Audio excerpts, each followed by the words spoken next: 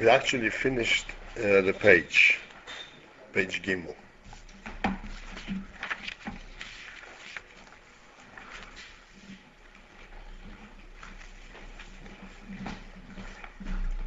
In Yonim, over there I touched very briefly, so the amount that we discussed it last time will suffice for now. And we will just continue on top of page Dalet.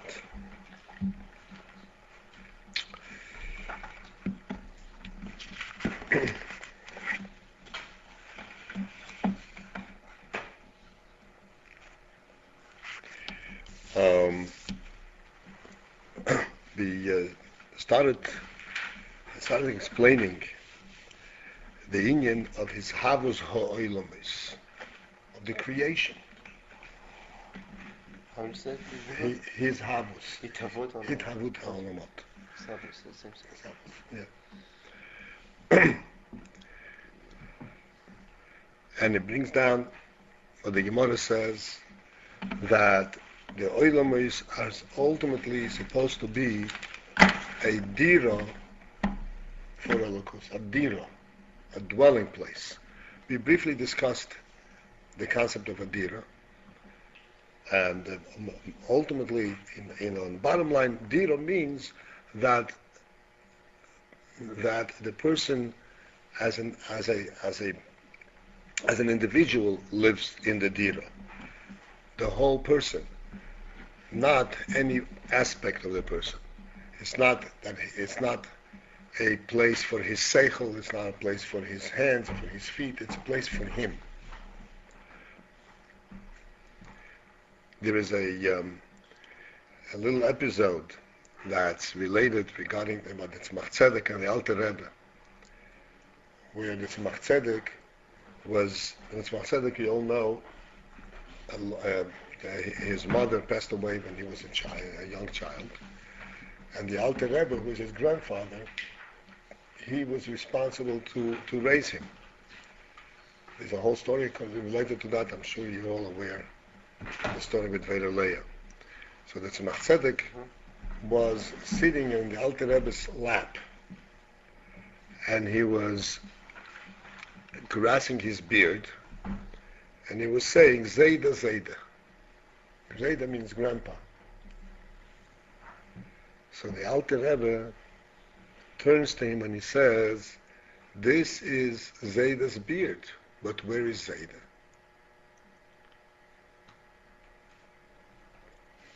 So the Tzemach Tzedek touches the Alter Rebbe's nose, so he says, this is Zayda's nose, but where is Zayda?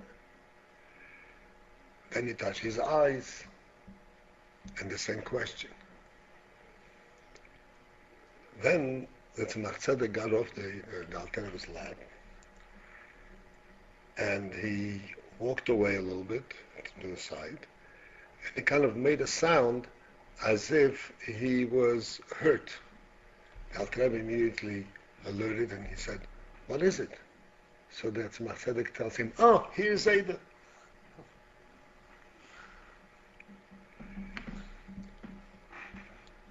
This is a story with a little child, where the Alter Rebbe wanted to teach him a profound insight.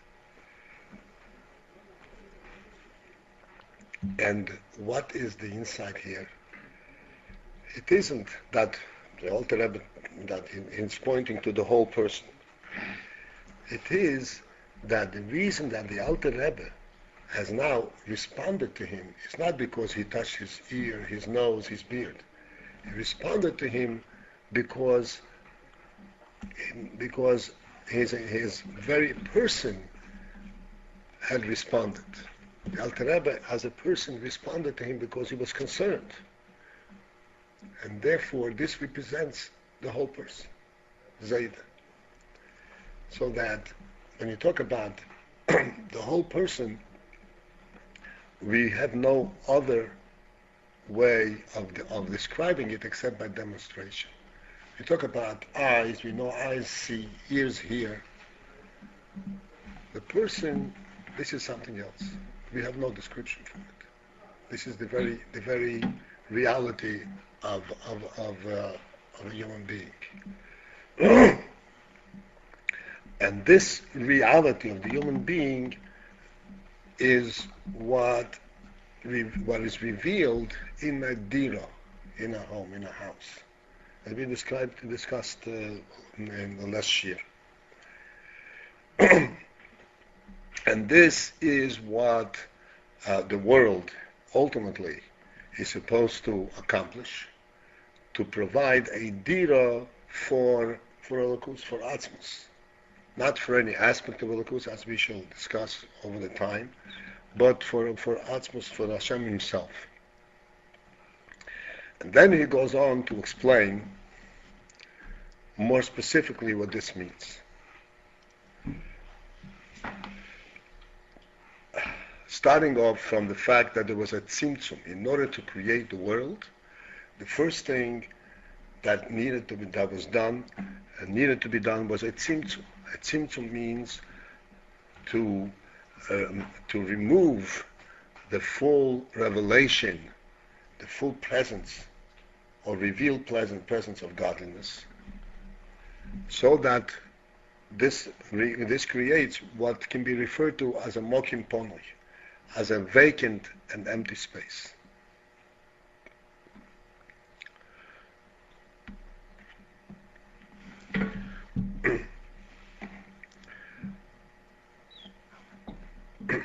Now we're going weiter. I just want to now add a little bit explanation in this, which, as a matter of fact, we discussed a little bit less time, but I want to, in order to understand it further, I want to elaborate a little bit on more.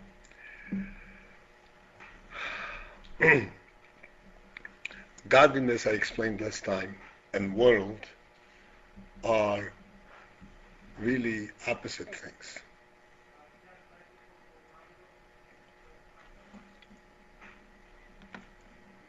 The reason they're opposite is not just what the world tends to and what godliness tends to, but in their very definition. World, by definition, is a composition of many things. World, as the Alter Rebbe defines it, says a world, the first definition of world is that it is within a context of time and space. Now, what does time and space mean, without going very deeply into it? Time means that every passage of time, as the world continues to exist, the existence of the next minute is an add-on to what was before. Before, the world was X number of years, hours and minutes old. Now it is 1 minute more. There is constant addition. It is never complete as a whole. It's constantly adding. Just as a person's seichel, learning. Learning is something which is an add-on to the person. Every time he learns something, he had learned something that he did not know a moment before. This is the general concept of being within the context of time and space. That every moment of time is an addition to what was there before. Every spot, every location of space is an addition to what was there before. Which means that world is not an intrinsic, a must-be. You have world of a certain amount of years in a certain space, and then you add years to it. In other words, the way it was is not a must-be. This is the way it has to be. It is now 5,764 years, and as it continues, it can become 65 years, which is an additional year. It's not the way it is as a must. This is the way it has to be. It's constant changes. Elokus, godliness, at its very minimum, at very simple definition that we can even understand in distinguishing between godliness and world, is that godliness is not something that is created. We ask a question, who created the world? And we answer, God created the world. Where does the world come from? God created the world. What is the reason we ask the question, where does the world come from? What makes you ask the question? Because you look at the world, you recognize that it has to have come from someplace. It's not. This is not the way things were always forever. If things are changing, it has to have come from someplace. This is just a very superficial insight, but we naturally, impulsively know to ask the question, where does the world come from? And what is our answer? It comes from God. If it comes from God, so what should be our next question? Where does God come from? Why is this an answer to this?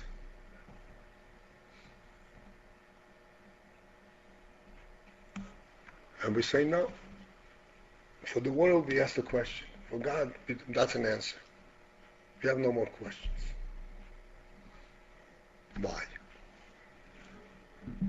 Because the whole sense, the whole meaning of the word God is that we're referring to something that is inherently it is a being that is a must be. It cannot not be. Everything in the world, this pencil can be here, it can be here, it can be here, and it can altogether not exist. It happens to be, but it can be, it cannot be. The word God intones one very simple, basic principle before going into any depth. When we say the word God, we mean the reality that is always there. The reality that is not always there just in terms of time, but it's always there because it cannot not be there. In the expression and terminology of the Rambam, this is called Mechuyav HaMetzius. Mechuyav HaMetzius. You know the word Mechuyav, Chayav and Efsher. Efsher means possible. Mechuyav means must. The world is all, it's called Efshori HaMetzius. Its presence in our eyes, everything in the world, has a possibility of being here. But it doesn't necessarily have to be here. Since it is possible for it to be here, therefore it can be here or not be here. If it were impossible for it to be here, then it wouldn't be here. That's called Efshori HaMetzius. Then there is a different concept completely. And this concept also exists in the depth of our mind, in our senses, in the sense, so to speak, in our intellectual sense. That if there is an Efshori HaMetzius, if there is something that is just, its existence is only possible, there is behind it a Metzius that is a must be. That doesn't need to be created.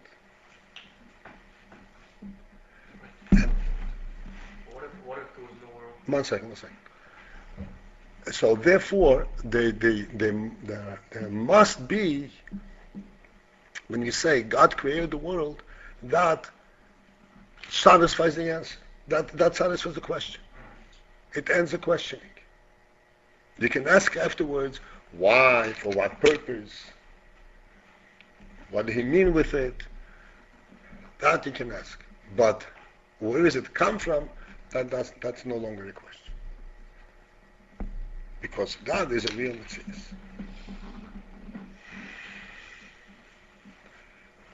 Again, this is just touching on the surface of this concept. The purpose of coming to these definitions is to explain that when there is a presence of God, which means that this is a must be, there is no room, no possibility for there being a world which is just a possibility of being.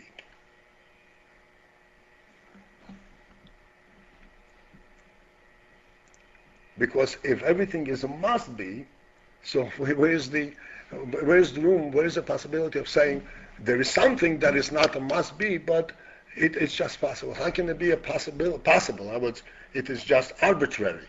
It's either here or not there when the reality is that it's a must be, that the real Metzius is here.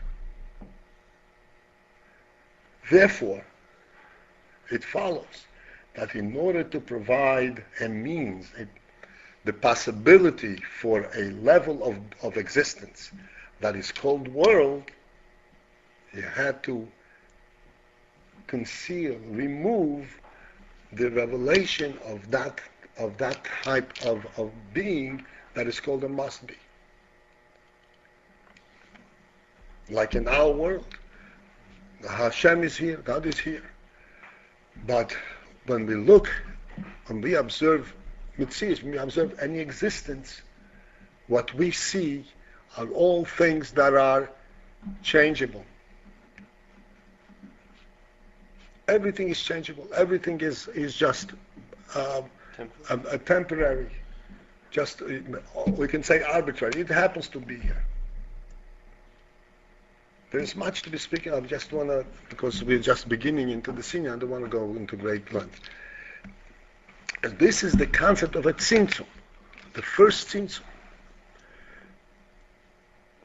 In order to provide the very basis for the possibility of there being a world.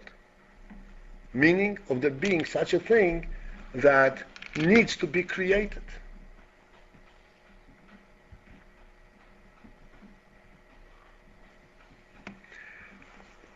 To illustrate the point, so we can relate to it, there's a story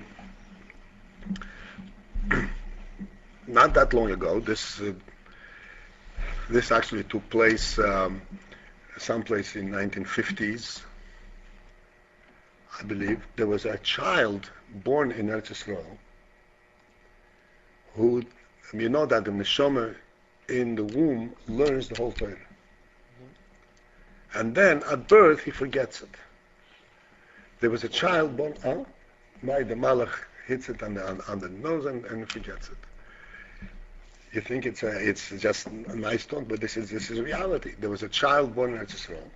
I remember when this was all in the throes of happening.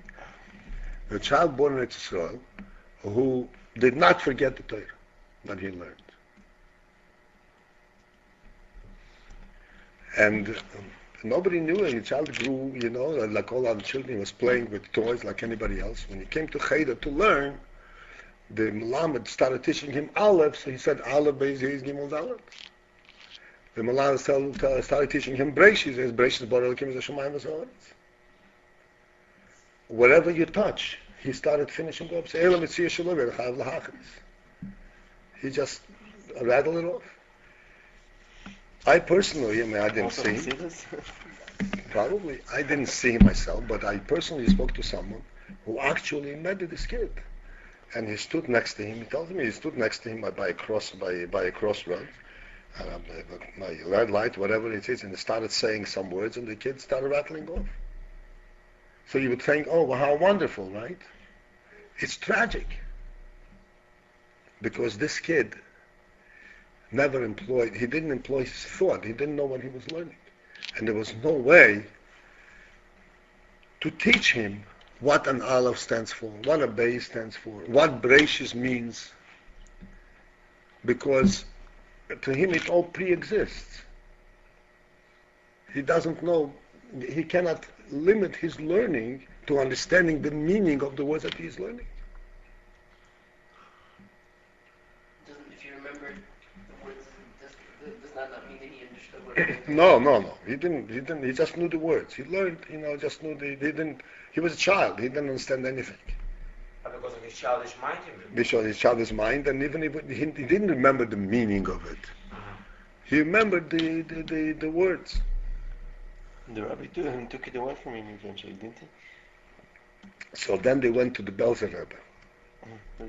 The Belzer, from Belz. There's a Belzer Gezer. There's Belz is another, like the Bandage, there's a Belz. And so they went to the Belzer Rebbe, and the story is that the Belzer Rebbe blessed him that he should forget. They give him a bracha that he should forget that he learned, so that he should be able to start learning. I don't know the aftermath, I didn't hear, but I'm assuming that he normalized. What does this illustrate? The point is this, that you cannot learn. Learning in our experience must be that you're learning something that you did not know a moment ago.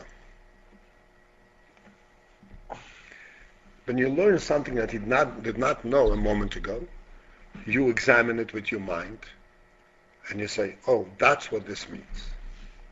And then you can absorb it and say, here's where it fits. This is what this means. Do you learn something else? Again, you take it in with your seichel, and you examine it, and you relate to it, and that's how you learn. But if you learn only constantly, whatever you learn, you have already known, you don't have the means of examining it and absorbing it. And therefore you cannot learn. Therefore you cannot learn. So with all the great knowledge, he knew nothing. What is this?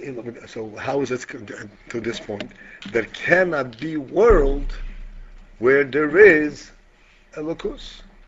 Where there is everything, there cannot be anything specific, anything limited. And that's why they had to be at Tzimtzum. Can you repeat it? The exact reason why? There must be a Tzimtzum. There must be a Tzimtzum, just as in this mashal, because world means that you have an accumulation, add one thing and a second thing and more things. There cannot be accumulation of things where there is to begin with everything. The whole concept of accumulation doesn't exist where there is everything to start with. Not on everything. There is not possibility not to have. So before the Tzimtzum was when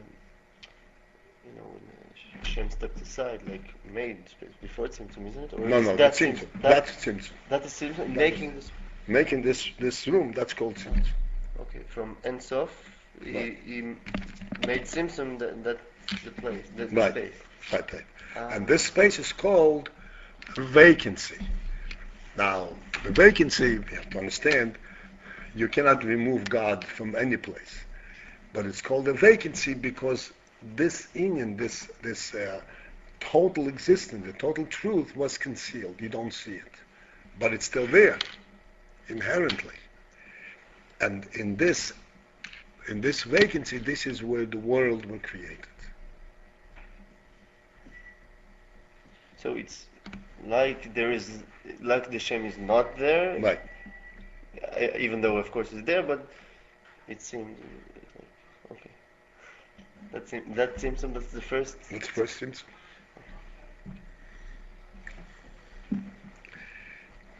You have to again remember we're first starting this union, and we will get a much better insight and just to understand the terminology over here. There was a cholol mokim ponu, there's a vacancy, and this vacancy, this is where everything was created. Top of page down. Klolus ha'olamis. Klolus ha'olamis means the worlds in general, means absolutely the whole concept of world.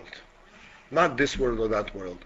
The whole concept of world, bibchinas oiros v'kelim, world is in that form of oires and kelim. That's what world is. Oires v'kelim means, in brief, that there is, oires means lights and kelim means receptacles. And this is what provides for the whole structure of world. In brief, so that we don't get distracted, when you say a sentence, and the sentence consists of 10 words, each word by itself has a certain meaning. But you are not trying to say each word by itself. You have a message. The message is contained in the entire sentence. You cannot give the message over as a unit. This is called giving the oir, the concept, because you cannot transmit your thought. How do you give the message over? By breaking it down into little bits and describing it in 10 words, and these 10 words carry the message. Carry the oil? The oil. This is, and this is what world means, that you have a lot of entities, kelim, and each keli has its own oil, and altogether it carries the oil for the entire world. That's what you have. Chochma, Bina, Vadas. Chochma by itself is not the whole thing. It's not what the human being stands for. Bina by itself is not what the human being is. Das by itself is not what the human being is. What is a human being? Chochma, Bina, Das, Chesed, Gvura, Tiferes, the whole structure. That's a human being. Oires v'kirim. And that's the concept of a world. Everything is added on, until you have a complete structure. So, Klolus Oirim is Bechinas Oires v'kelim. Harei Heim, they exist betoy hacholol umokon ponoi. Within this emptiness, quote unquote, shenishar, which remained achar hatzimtzum, the vacantness that remained after the tzimtzum.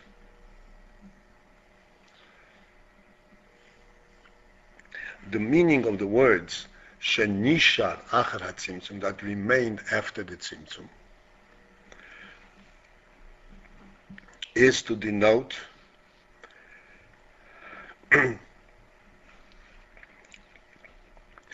that you do not remove godliness per se. Like we say it all the time, tzimtzum does not mean you can actually take God away.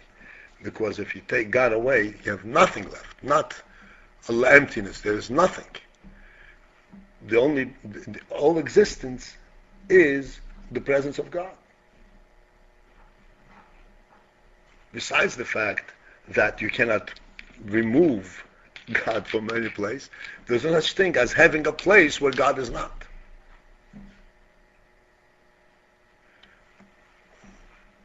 You ever understand this point? Seem to be perplexed. Is that why? No, why you said it, because the concept of saying that it remained, saying that nothing remained, it doesn't make any sense. No. Nothing doesn't. But that's what we say. We didn't say nothing. We said emptiness. Yeah, remained. but emptiness seems to connote a lack of anything. Emptiness is not a lack of anything. Emptiness is a lack of filling. This room, if you take all the furniture out of it, is an empty room. Mm-hmm. It's not nothingness. But there's nothing in it. That's right. Nothing in it, but it's not nothingness.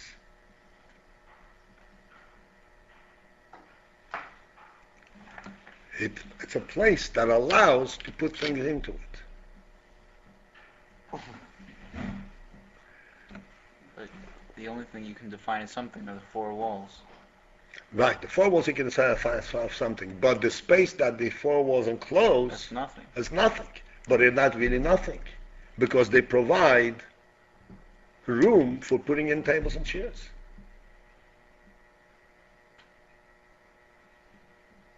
You know, say that if it will be nothing, it will be called empty room, right? Because nothing That's doesn't right. call anything. Nothing is nothing. Yeah, so it's there is no nothing. Right. So the word nothing, you see, we have to start narrowing down your definitions. When you say nothing, you don't mean nothing, real nothingness. What you mean to say, not in the individual, not nameable objects, definable, definitive objects, but it's not nothingness.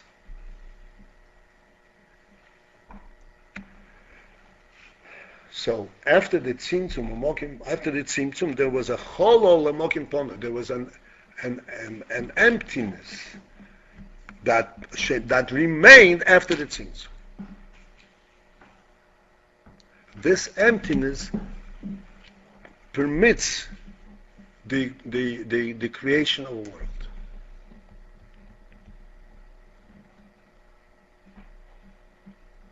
Okay. Exactly what was removed and what remained is not the place here now that we can discuss it, if ever.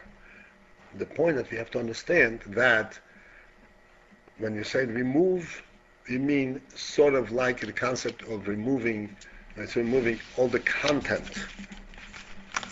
Removing all the content. I will give you an illustration of the concept. The Gemara tells us that, the Gemara says that the Torah Yerushalmi, the Torah that they learned in Eretz Yisrael, is much higher than the Torah that learned in Bavel. Torah Yerushalmi ain't Torah Yerushalmi. So the story that the Gemara tells us that Reb Zera, who was a great scholar in Bavel, he wanted to go up to Eretz Yisrael to learn Torah. But since he was a profound scholar in Bavel, and the whole method, the whole approach of Bavel was totally different than of Eretz Yisrael, not only different, but it would interfere. His whole approach would be too low, would be a wrong approach to understand the Torah the way it's learned in Eretz Yisrael. He's not a clay. He's not a keli for it. It's just like we spoke the other day, that to understand Torah with the same logic, with the same approach as you understand physical science, it doesn't lend itself. It's not in the same world. One interferes with the other. It's a different type of thought process. So what did Reb Zera do? He wanted to forget the Torah that he learned in Bavel. So the Gemara says that he fasted 40 fasts, 40 times, 40 days. And there's two gives us. One is Mem and one is Meyo. Either 40 or Talmud Bavli, so he forget Talmud Bavli, so that he become empty, so he will be able now to be a receptacle to learn Talmud Yerushalmi. So now you ask yourself a question. If he forgot all the Torah, can somebody who has never learned anything all of a sudden start learning Talmud Yerushalmi? What does it mean? He learned so much and became such a great scholar until he recognized that he's really lacking. He wants to go higher to learn Talmud Yerushalmi. What did he do? He forgot all that he learned. How was that preparing? What's the answer? The answer is he did not forget what he learned. He forgot that which filled his mind, the thought process. He was constantly learning his thought process, that he removed. But what he learned and the insights that he had, he didn't forget. So now he became a receptacle to be able to receive a new thought process, a new approach in learning. So this is Pshat also. He became like a hollow lomokim ponui, but he didn't become nothing. Not like one who has never learned anything. One who has never learned anything is not obligated to learn Talmud Yerushalmi.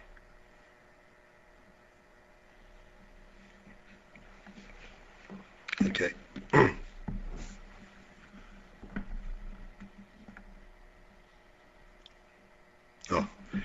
So this is how the world was created. It was created in this emptiness, in this vacancy that remained after the Tzimtzum. So therefore, what does world represent? World represents a new creation that came about after the Tzimtzum. Omnam, however, Masha Kosov, when the Posik says in the Torah later, further, after Adam Rishon was created, the Torah says that Vayanichehu began Neiden leovdu l'shomro, that Hashem took Adam Rishon, Adam, and He placed him in Gan Eden for the purpose of leovdu l'shomro,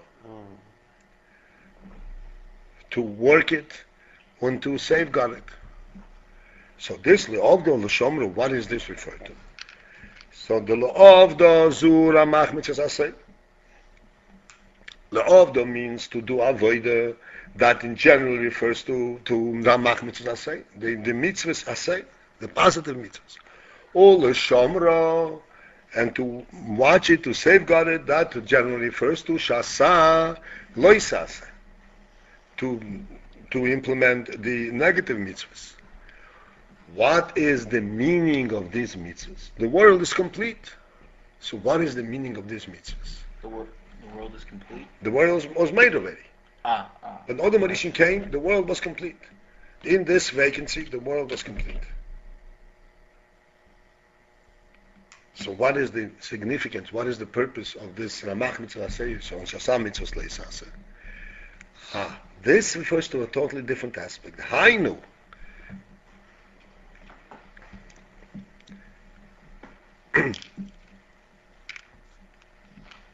To interject here, this inyan that Hashem created Adam and He placed him in Gan Eden is related in the Leovdo Shomro is related in the Torah as part of the creation. It's not a secondary occurrence. God created Adam Rishon, and the Torah says when He created him, this is part of the creation was that He put him in Gan Eden, He placed him in Gan Eden, Leovdo Shomro. Which means that this inyan that He created, He put Adam Rishon into the Gan Eden, and Adam Rishon had to start doing his work. La'ov the Ul Shomro, this is all part of the creation. What part of the creation? What does that add to the creation? The answer is Hainu lahamshich toisvus oiros. There we're talking about different aspects in the world already. That the purpose of Adam Rishon, La'ov the Ul Shomro, is lahamshich toisvus oiros, to bring down and to reveal additional lighting, additional godly illumination, al yidei hakav, that it should come down through the process of the kav, me'or ein sof shelifnei hatzimtzum. And where is it drawn from? From or ein sof shelifnei hatzimtzum. In other words, even though there was a tzimtzum, and the world as such was created in this vacancy that resulted after the tzimtzum, but that does not mean that Hashem wanted the world to be limited to just that which world is. After that the world was created, He created Adam Rishon, and He gave him the task of Le'oldo Shomra, whose function and purpose is to reveal and to bring down into this vacancy, into this world, the Giloy, the Elokus that was there before the Tzimtzum. The truth of Elokus that's there before the Tzimtzum, that should come down into the world too. But it should come down into the world in a process that is acceptable to the world.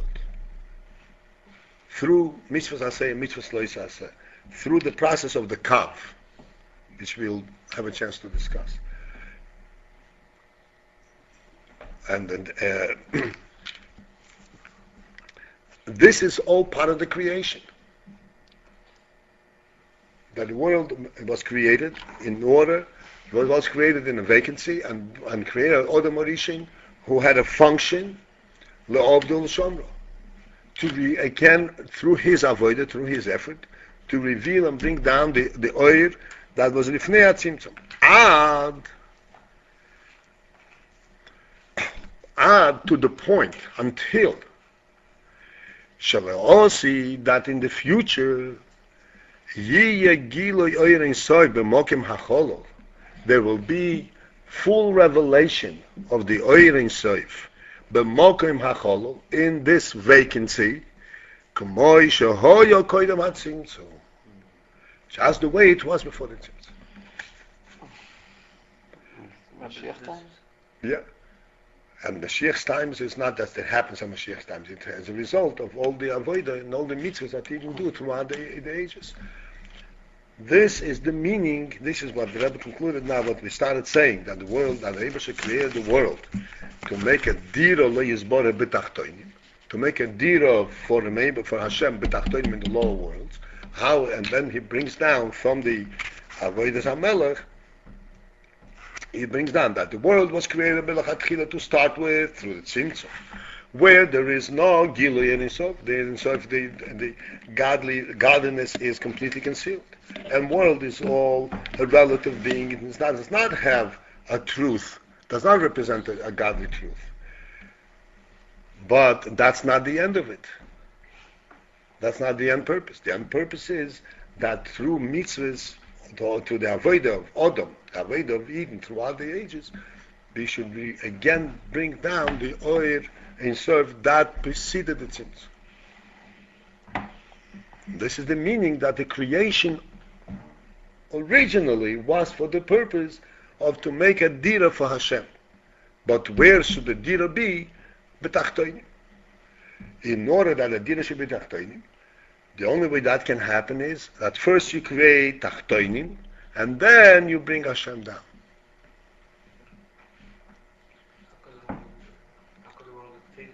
Okay. Okay. So this is the conclusion, so to speak, of what he started explaining. This point that dira betachtoinim. Dira betachtoinim means that there is a tzimtzum, and then there is through Torah mitzvahs, love the l'shomra, you bring it down again. Rabbi, up here, the word amnon.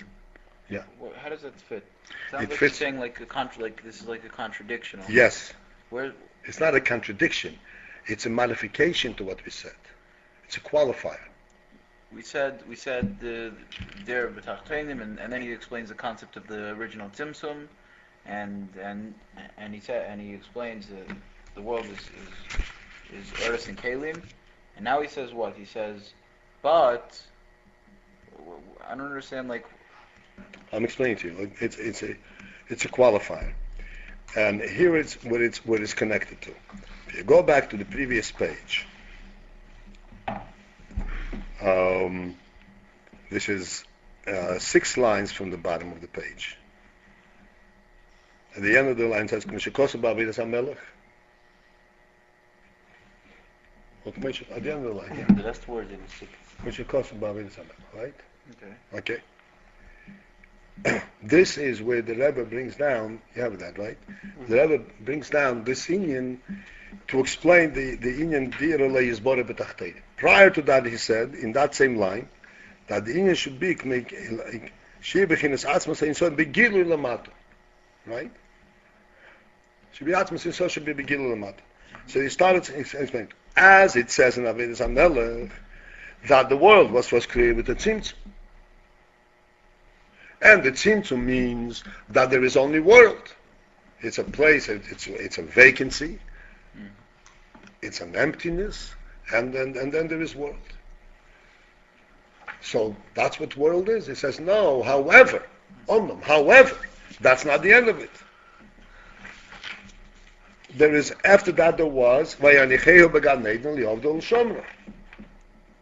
That's what it refers to. Avodat HaMelech? Avodat Like HaMelech? a sefer, in sefer Kabbalah. Kabbalah. Yeah, I know. It's what time, when was it written? Oh, Is it before the Zohar? no. After No. the Zohar? Yeah. After the Yeah, Rizal? the Rizal time, Okay. right. So that's what the modifier, understand? Okay. So this was world, but that's not the end of it. And that concludes the statement that we said that the end of the world is that it should be a dira b'tachtei. Should gila atzmas in a sabakachtei.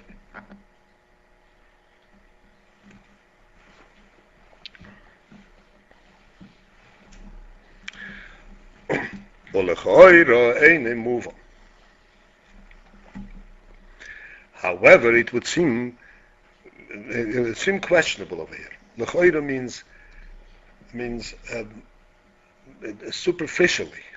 As we approach to try to understand it, seems to be odd. Any movement we don't understand. Mahu ha'hischatshus bozeh. What is the great accomplishment in this? What is hischatshus? What's the novelty in bringing down Ein Sof in the world? V'haloi, is it not that gam koidem hatzimtzum, that even before the tzimtzum, hoyo oir Ein Sof memale kol mokem hacholol. Before the tzimtzum, the Ein Sof was also filling the whole mokem hacholol. So what is the point of emptying the pail and then filling it back again? What is hischatshus?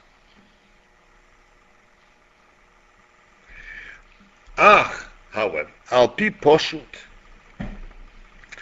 very simply and again very superficially, at first, the first step, al pi poshut hu, the tchila, that in at first, kisheho yo Ein Sof memale mokim hacholol, when the Ein Sof was originally filling the all space, all place, and what's all existence. So then,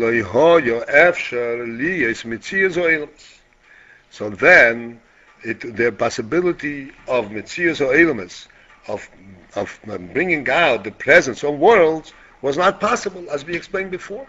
That godliness and world, they just cannot be. There cannot be something new when there is everything there before. And world consists of novelty, of creation.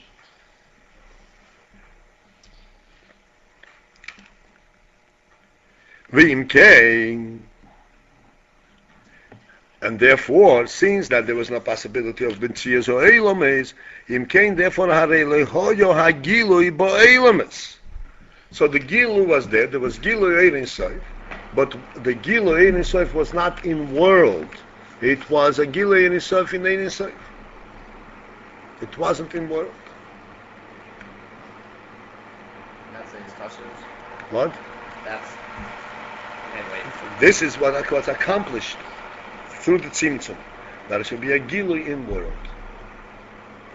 Is the reason you say it's very superficial is because Hashem could have made the worlds without Chila, they could take such a revelation.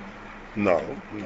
Well, yes, there is. I mean, like you're saying that world and Elokus are opposites, but it's a creation that they're opposites. It didn't need to be made that way. You ask me the question after we finish this. Okay. You're preempting the answer, so take it easy. So I'll be poshut that Shahoya Ein Sof memale mokim hachol. While Ein Sof was first memale filling mokim hachol, harei lo hoyo ev sheli is mitzias o elamus. The whole mitzias o elamus was altogether not possible. Since it wasn't possible, limkein, and therefore harei lo hoyo hagilui bo elames. So what was missing? It was not possible. Who cares about world? It was Gilui Ein Sof. It was a Gilui Ein Sof, but it was not a Gilui Ein Sof in world. It means that there were no worlds? No. Only just Ein Sof? Just Ein Sof. No.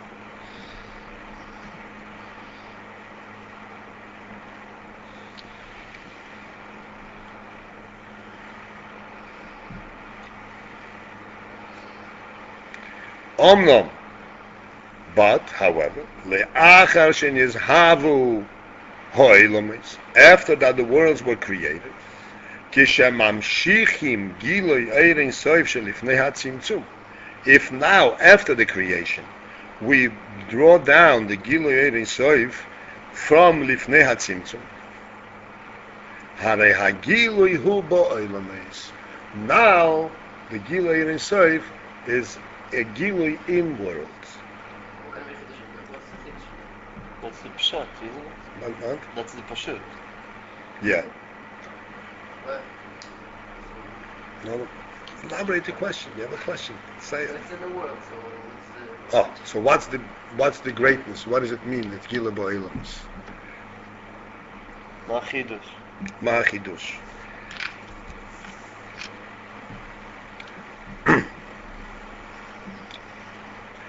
First we have to elaborate slightly, a little more, and to understand what does it mean that Gila Bo'ilams?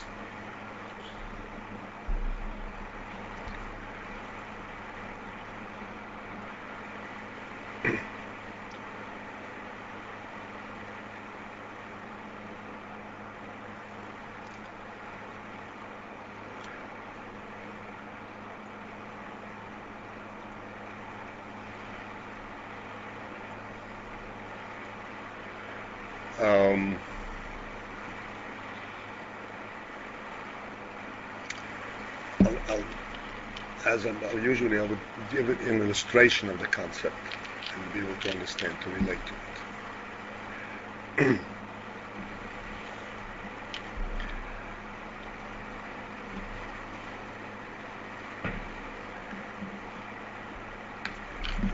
I'm holding this pencil. Okay. Assume you only see the pencil, you don't see the fact that I'm holding it. And you go and you want to take the pencil. You take the pencil and say, hey, it's not coming. It's not coming. Why is it not coming? Because I'm holding it. So you turn around and say, hey, why is that pencil not coming? Take a look. Oh, someone is holding it. It's not free to be taken. It's his, whatever it is. I can't just take it. So what is revealed to you thereby? That this is not a hefker, but there is someone who owns it, and you can't just take it. Right? It's a very simple illustration of the concept. So then you say, oh, I can't just take it. Could you please lend me the pencil? Or give me the pencil? Whatever. I said, sure, take it. What happened now? You have the pencil, but you got it from me. You didn't just take the pencil. Is this the same thing, now that you got the pencil, is it the same as if you had taken it from Hefker? You're taking it from thin air? It's not the same. Because now you got the pencil, but you got it from me. So in the concept that this pencil is owned by me and you have it, it still remains. You follow the point? Even though you have it now, you're holding it, but it still remains that you are aware that it belongs to me. That you got it from me. Okay, so how? Well, one second, how I'll bring out. You understand? It's a very simple concept. I just like to define, the fine lines of the concept. Okay. Now, So you're saying you're connected to the pen, like even though that he has it. that's right. You're still connected to Yes, it. you'll know that it came from me. I'll elaborate on the Nimshul also. I just want to. Okay. Now, I could have said, no, what do you mean? It's my pencil. You're not getting it. You have yours and I have mine. Or I could have said, you can have the pencil, but you can have it while I'm holding it in my hand. Could have said all kinds of different things. By me giving you the pencil, letting you have it, while you know you got it from me, it's a totally different message.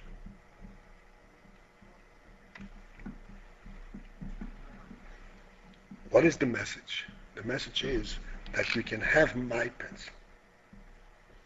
You can have my pencil. The concept, as it translates in the Indian that we're learning. Before the Tzimtzum, it was only a lakus. Malakum okimachol. And only a lakus is the right thing, because everything is taki a lakus. Everything is a lakus. After that, the world was created. And then you start saying, but everything, the world is created, but everything is still a lakus. In other words, if you would have Gilui Ein Sof, the world was created, and now there is Gilui Ein Sof in the world. There could be in two ways. It could be in the ways of saying, you think you're world, you're not world at all. Here's the Ein Sof that makes you. You're not really a Metzias. You think you're a Metzias, you're not a Metzias at all. Here is the Ein Sof that makes you. And therefore your Metzias as world is completely nullified. Nullified, made to nothing. It's not true. You're not world, you're a lakus. I show you that the lakus, just like I say, you can't have it. You know what I'm saying? You can't have it because it's mine. You think you're a Metzias, you think you exist as a world. You're not, because Hashem Ne'elakus makes you. You're not really Metzias. But let me finish. You'll get the point. Or it could be said, no. Yes, you can have it. You are world, but you recognize in world what it represents. That world is really Gilui Ein Sof. World is really an Elokus. Whereas before this Gilui, you thought world is world. You didn't see Elokus in the world. Now you see a Gilui of it, that world itself is Elokus. This is the concept of you taking a pencil. You have it in your hand. But while you have it in your hand, it's still mine. Okay, so now, in our analogy, okay, before the Tzimtzum, there was Gilui Ein Sof, but the Gilui Ein Sof was not in world. What that meant is that where it is, it belongs to Elokus. It cannot transfer to anything else. It cannot transfer to you.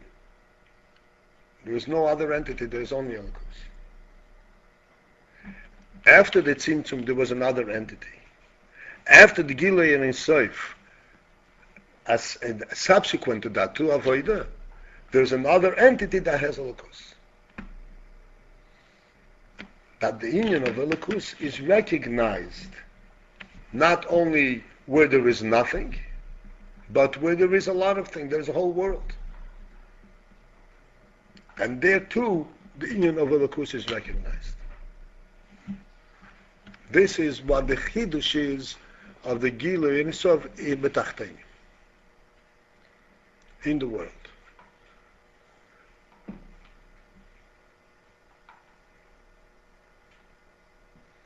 In effect, this mashal is a very good mashal if you think about it. When you hold a pencil, it looks to him as if it's yours. But you know it's not. You understand what I'm saying? It looks to you that it's really part of the world, part of his Metzias. But in reality it is not. And you recognize, you know it's not.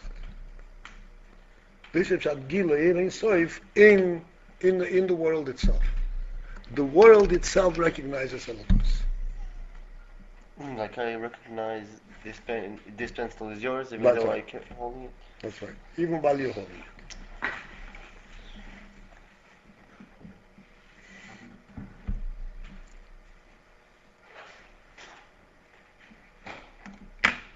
Okay. In very simple terms, just want to bring it to back to the nimshal in a more meaningful way. Oh, so this is the difference between when there was no world and only there was nothing but Ein Sof, That's right. which means you're holding the pen. That's right. And the difference now is I'm holding the pen, even And it's still mine. so Ein Sof is inside the chalal, That's right. Inside the world. but it's still Ein Sof. It's Ein Sof, That's right. which is the pen. Which is me. My connection to it.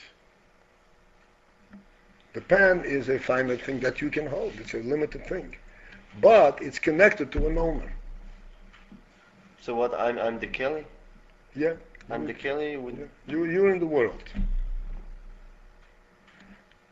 Let me illustrate this in simple terms. In a locus sense, you take an apple. The apple had grown on a tree in a natural way, and now the apple is off the tree. It's in your hand.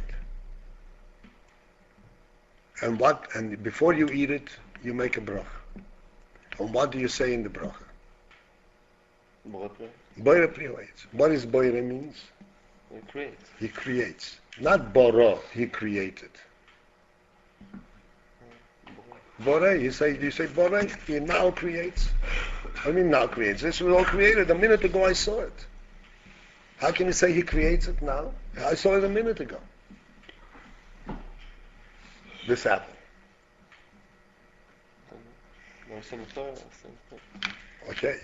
So the significant, the message in this is that you recognize that even though there is an apple, and the apple was here a minute ago, and the same apple seemingly is here now, but really it is here now because now Hashem creates it. This is the pshat that the Ein Sof right in the presence of the world itself. In very limits, in the very definitions of world, there is Hashem. And you eat the apple. The apple which Hashem creates now while you're eating it.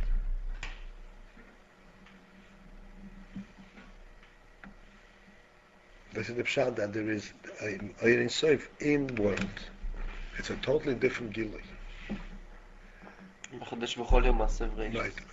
We would think that world and godliness are, as we said before, opposites.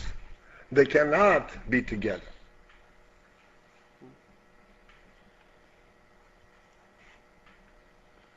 And as a result of the Avodah, it combines both world and godliness.